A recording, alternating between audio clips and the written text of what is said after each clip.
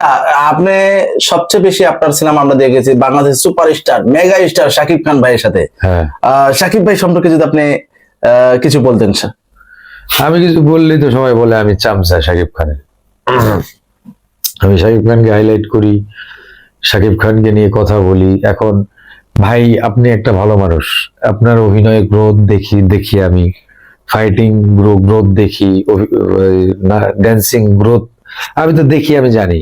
তো সেই অনুযায়ী আমি তাকে নিয়ে কথা বলি। আমি অন্যান্য যে আমিন ভাই সম্পর্কেও আপনি আমাকে কথা বলেন, আমি পারবো যে আমিন ভাই কি ধরনের মানুষ, এই যে ম্যানলি।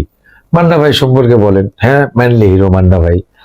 আমি যাদের সাথে কাজ করছি, রিয়াজ ভাই সম্পর্কে অবশ্যই ভালো অভিনেতা, ফেরদৌস ভাই, অমিত ভাই, আলেকজান্ডার বো ভাই। কিন্তু আমি যাদের সাথে কাজ করেছি তাদের থেকে হয়তো একটু বেশি কাজ করেছি কিং খানের সাথে। কাজ করার কারণে তার মধ্যে তো দেখছি, তাদের সাথেও কাজ করছি, তাদের থেকে বেটার কিছু অবশ্যই পাইছি কিং খানের কাছে, সেই জন্য আমি তার কথা বলি। আপনি যদি ভালো হন ভাই, আপনাকে ভালো বলবো না? ভালো বলতে হবে না?